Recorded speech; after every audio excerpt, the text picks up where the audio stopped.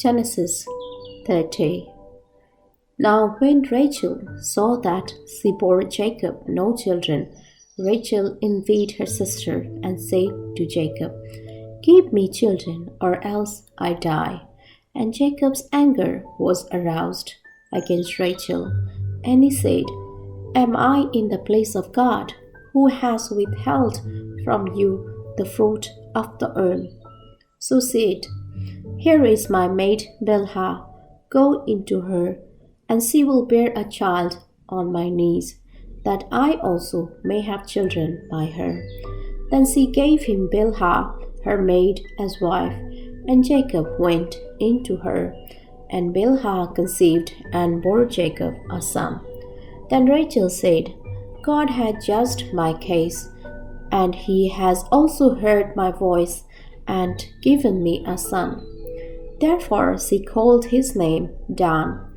And Rachel's maid Bilhah conceived again and bore Jacob a second time.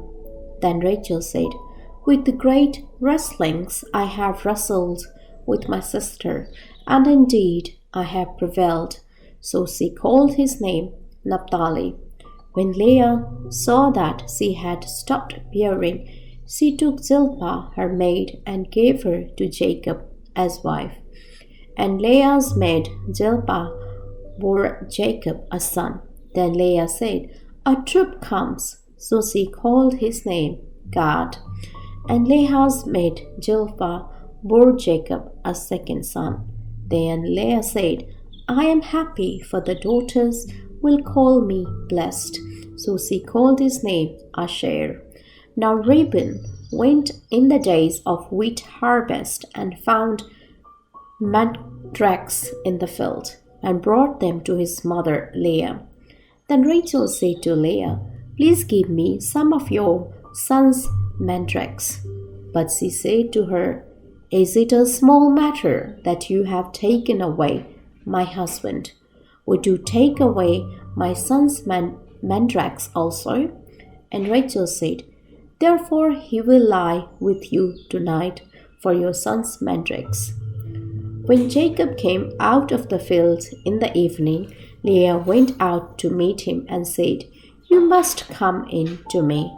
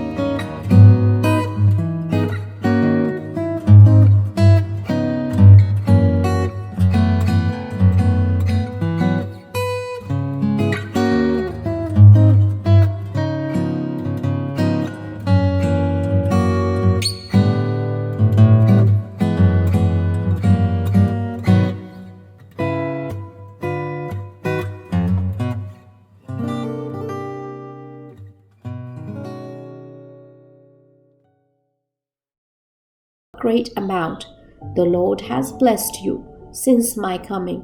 And now, when shall I also provide for my own house?" So he said, "What shall I give you?" And Jacob said, You shall not give me anything.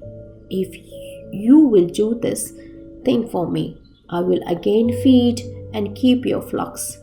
Let me pass through all your flock today, removing from there all the speckled and spotted sheep, and all the brown ones among the lambs, and the spotted and speckled among the goats. And this shall be my wages. So my righteousness will answer for me in time to come. When the subject of my wages comes before you, everyone that is not speckled and spotted among the goats and brown among the lambs will be considered stolen if it is with me. And Laban said, Oh, that it were according to your word.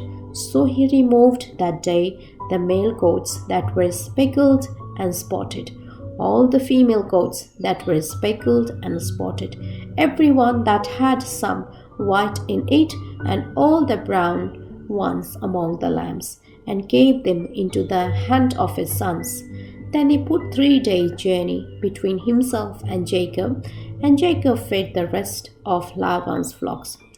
Now Jacob took for himself rods of green poplar and of the almond and chestnut trees, peeled white strips in them, and exposed the white which was in the rods.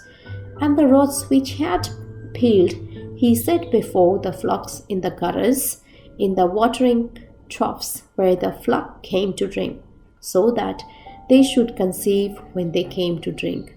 So the flocks conceived before the rods, and the flocks brought forth streaked, speckled, and spotted. Then Jacob separated the lambs and made the flocks face toward the streaked, and all the brown in the flock of Laban. But he put his own flocks by themselves, and did not put them with Laban's flock. And it came to pass, whenever the stronger livestock conceived, that Jacob placed the rod before the eyes of the livestock in the gutters, that they might conceive among the roads. But when the flocks were feeble, he did not put them in, so the feebler were Laban's, and the stronger Jacob's. Thus the man became exceedingly prosperous, and had large flocks, female and male servants, and camels and donkeys.